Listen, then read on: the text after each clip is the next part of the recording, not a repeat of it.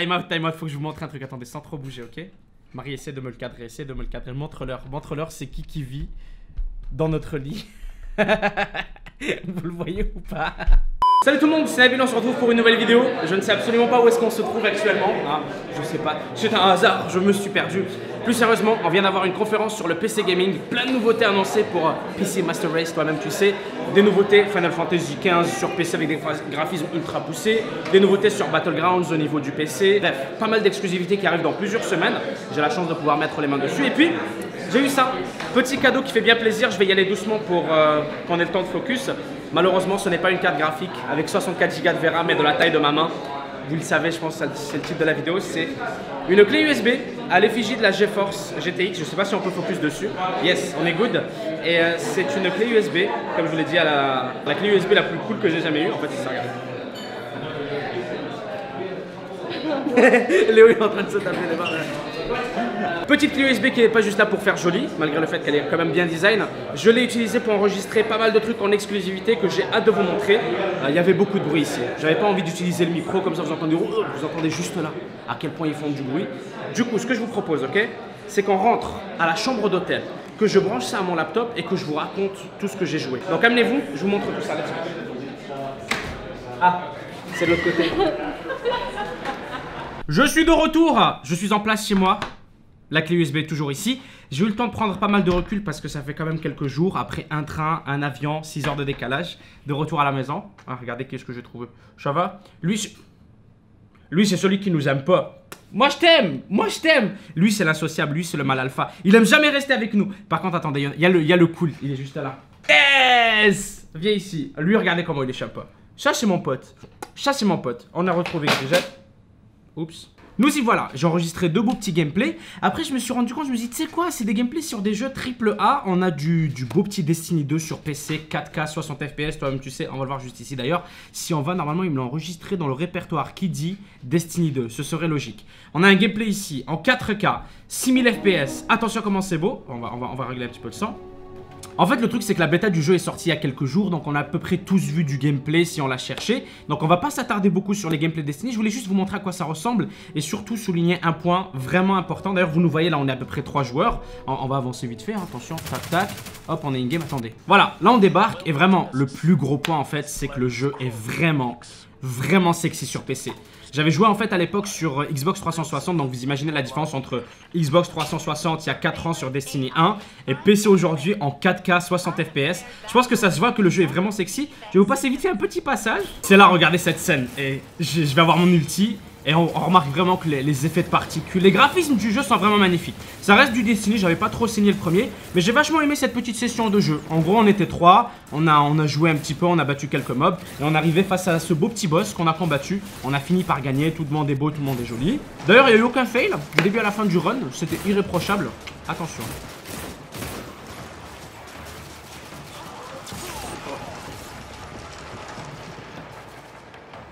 Ce qui nous intéresse se trouve juste ici. Alors pareil, on va pas s'attarder là-dessus pendant 4 ans et demi parce que j'ai pas eu l'occasion de beaucoup jouer. En plus, c'est une partie qui était déjà en cours, mais c'est mon gameplay, ok? Alors il s'agit du tout nouveau Shadow of War, l'ombre du Mordor. Et j'ai pu tester quelques petites nouveautés, quelques petites actions. Alors normalement, si je me rappelle bien, ici au début, il y a le dev qui est venu me voir, il m'a appris à faire ça. Il m'a dit, tu prends ta flèche, stack, stack, stack, stack.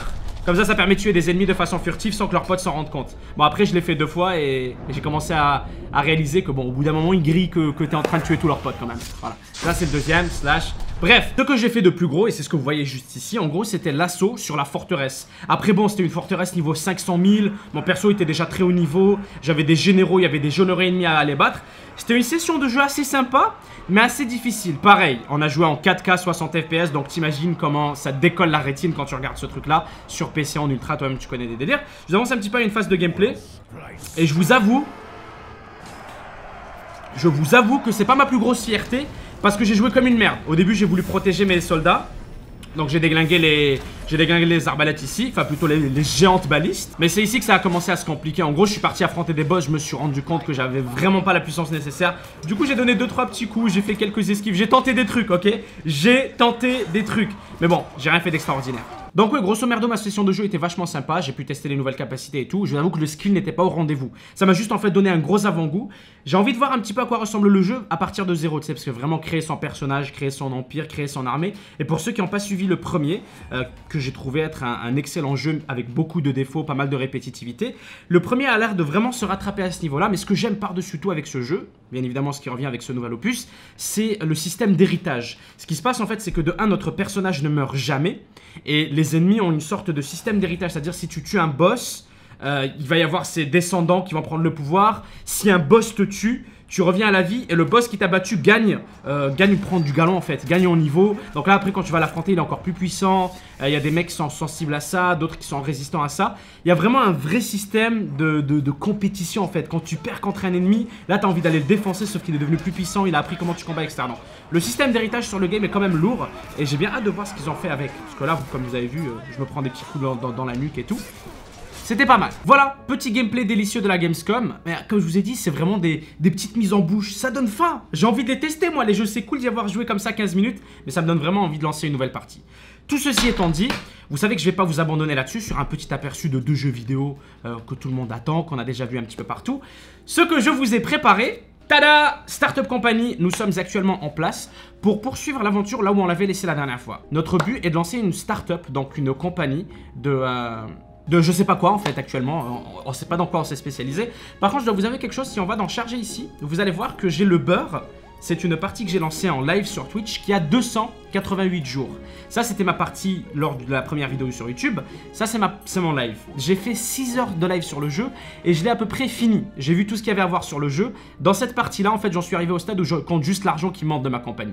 Donc, on va pas aller sur cette partie tout de suite. J'ai envie de vous montrer un petit peu de progression. Donc, on va charger là où on s'était arrêté lors du premier épisode. Et ensuite, je vous montrerai un petit aperçu de la game sur Twitch. Donc, on va se placer ici.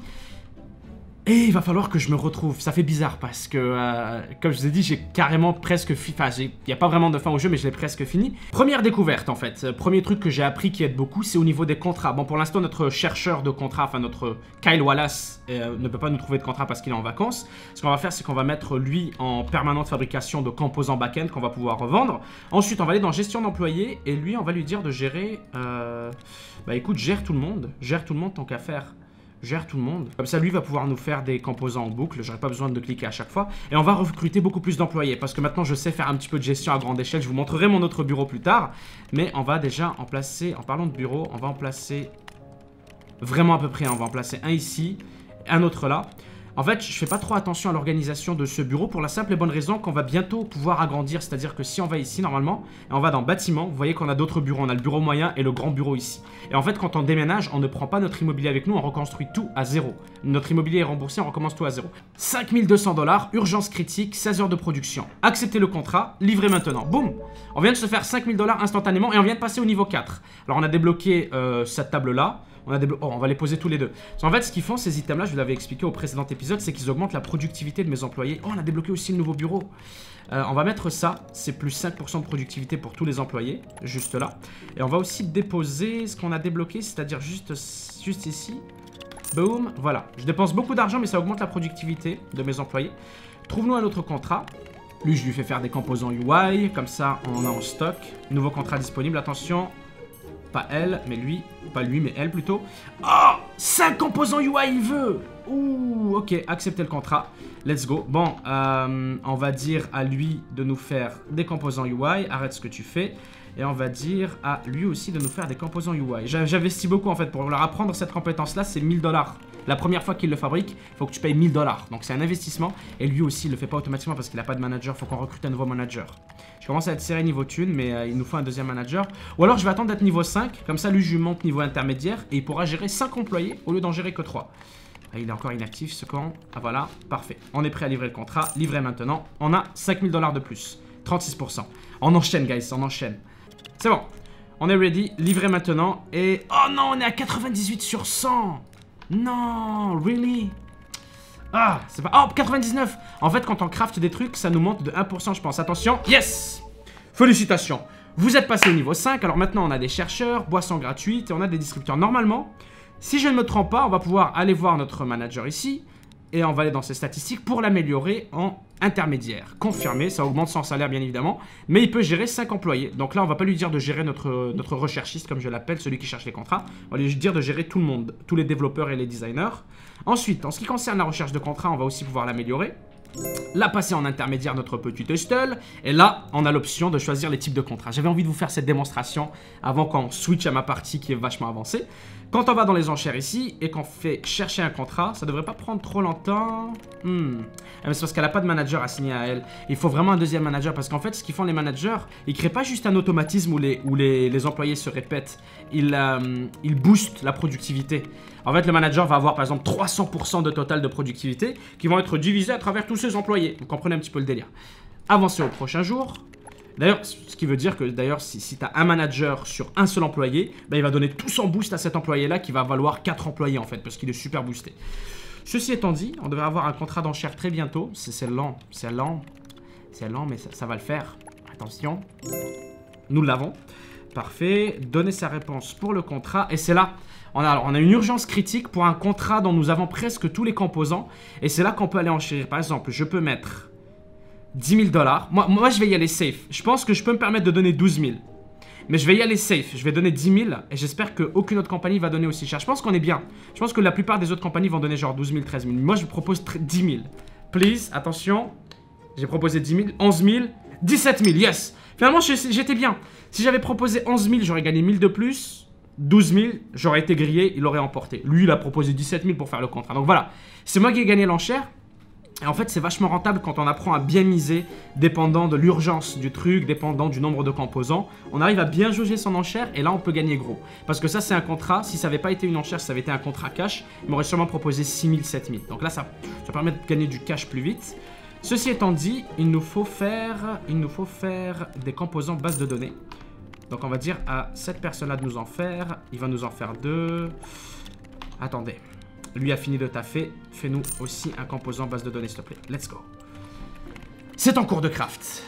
Let's go, let's go, let's go. Ça arrive. Et voilà, parfait. Alors, on l'a livré maintenant. Et c'est comme ça qu'on se fait 10 000 $ facilement. En fait, le tout, c'est vraiment de gérer un petit peu la réserve qu'on a, bien évidemment. Ça, c'est une partie tranquille. Maintenant, j'ai envie de passer aux choses sérieuses. J'ai envie de vous montrer une vraie game, ok? On va charger la partie que j'ai fait en live. Je vous ai dit, j'ai joué au jeu 6 heures. Alors attention, c'est pas beau à voir, c'est pas le truc le plus organisé, mais je le connais, c'est mon bureau, je l'ai géré et je me rappelle même plus de combien de thunes j'avais. D'ailleurs, j'ai débloqué le plan de retraite complet pour mes employés, regardez. Ça, c'est ma partie avancée. Voilà à quoi ressemble un bureau rempli. Et encore, hein, je pourrais avoir peut-être pas 2 fois plus d'employés, mais un bon 50% d'employés en plus, facile. Donc voici un bureau que j'ai fait après 6 heures. J'ai 1 million de dollars. Dans 3-4 millions qui sont stockés ici en bourse. Alors comment ça fonctionne? Déjà, j'ai 2 produits que j'ai créés ici. On a Zebda TV pour le Beurre TV et on a Zit TV. C'est des produits que j'ai créés. Alors ça, c'est, si je me trompe pas, un site de vidéo. Et ça, c'est un site de streaming. Et en fait, il y a tout un côté de gestion au niveau de la hype pour augmenter le nombre d'utilisateurs. Là, actuellement, je suis à 1 million d'utilisateurs sur Zebda, 3 millions sur Zit TV. Ça me rapporte 150 000 $ par jour. Ça me rapporte 50 000. Mais après, à chaque fois, on peut développer des nouvelles versions. Donc, on peut utiliser des différents frameworks. On peut rajouter des nouvelles fonctionnalités, gérer les aspects. Est-ce que c'est mieux sur mobile? Système d'identification, page de destination, système de paiement, fonctionnalité de partage. Bref, il y a vraiment beaucoup de trucs. Je ne peux pas vous résumer 6 heures de jeu, ok? Ou alors, il faudrait que je fasse 12 vidéos. Donc, je vous mettrai le lien de la rediffusion pour ceux qui veulent la voir dans la description. La rediffusion du live, c'est quand même 5-6 heures si vous vous y intéressez un petit peu. Mais je vous fais un petit aperçu global. D'ailleurs, petite parenthèse, si vous regardez la vidéo jusque-là, je sais pas, peut-être qu'il y en a qui n'ont pas encore lâché la vidéo. Lâchez un like, je vous aime, ça ferait grave plaisir si vous avez 2 petites minutes. Petite parenthèse pour vous. Tout ceci étant dit, je voulais vous montrer aussi... Ah, j'ai trop de trucs à vous montrer. J'ai vraiment trop de trucs à vous montrer. On va juste faire avance rapide. J'ai beaucoup de monde qui est inactif. Mais en fait, j'en suis à un stade où je me fais 5 millions de dollars par mois et où je perds 700 000. Donc, j'ai vraiment un bénéfice de 4 millions. C'est-à-dire que là, si je croise les bras, j'ai même plus besoin de bosser. J'ai même plus... En fait, déjà, j'effectue plus de contrats. Ça fait longtemps que j'ai pas effectué de contrat. Je pourrais carrément virer les mecs qui font le contrat. Là, j'ai une équipe de DevOps. Eux, ils s'occupent de gérer les serveurs. Ils me créent... alors, on peut créer du matériel virtuel, du système d'exploitation et des pare-feux qui ensuite vont servir dans mes produits. Comme par exemple, Zit TV va avoir au niveau de l'hébergement, il est à 73% actuellement. Plus les utilisateurs montent, plus ton hébergement est saturé. Donc, je peux ajouter des instances. Donc, un gros serveur virtuel pour réduire la charge des utilisateurs et permettre la croissance de mon site. Donc ça, c'est un des aspects. On va avoir un autre aspect qui, comme je vous l'ai dit ici, est la bourse. Regardez, mes deux compagnies, mes deux produits sont actuellement cotés en bourse. On a Zit et Zebda TV. Alors, ils sont tout en bas de l'échelle, mais ils se comptent quand même en millions de dollars. Et ils sont en train de monter progressivement. J'ai 3% des parts du marché avec Zit et 1% des parts des marchés avec Zebda. Imaginez quand je serai ici plus tard. Autre chose que je voulais vous montrer, c'est les investissements en bourse. Normalement, j'ai beaucoup investi dans Alitada parce qu'elle est en permanente croissance, cette compagnie-là. Elle vaut 18 millions de dollars et alors si je décide, j'ai 118 000 actions. Si je décide de vendre mes 118 000 actions, je me fais 5 millions de dollars là tout de suite. J'avais investi, si je ne me trompe pas, 4 millions de dollars là-dedans. Et en fait, cet argent travaille pour moi parce que regardez comment ça monte. J'ai investi 4 millions de dollars, mais la compagnie prend de la valeur au fur et à mesure. Donc, je garde jamais de l'argent sur moi. Tout ce que je fais à chaque fois, c'est que je vais acheter des actions. Genre là, j'ai 1 million de dollars. Je vais acheter pour 1 million de dollars d'actions. Enfin, peut-être pas, ouais.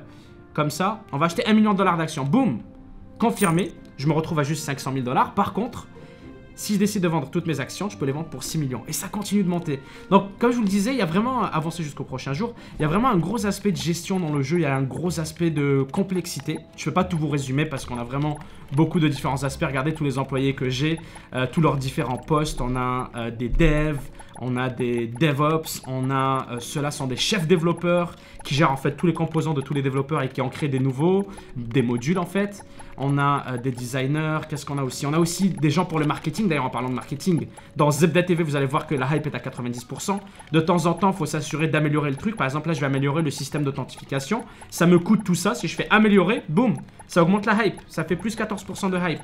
Donc, il faut s'assurer que ces produits sont toujours élevés en hype pour continuer d'avoir des utilisateurs. Pareil pour Zit. Là, c'est à 83%. Je peux aussi utiliser des composants que mes agents marketing me rapportent. Donc là, regardez, c'est des formats texte et formats copywriting. Je peux utiliser ça pour plus 5% de hype.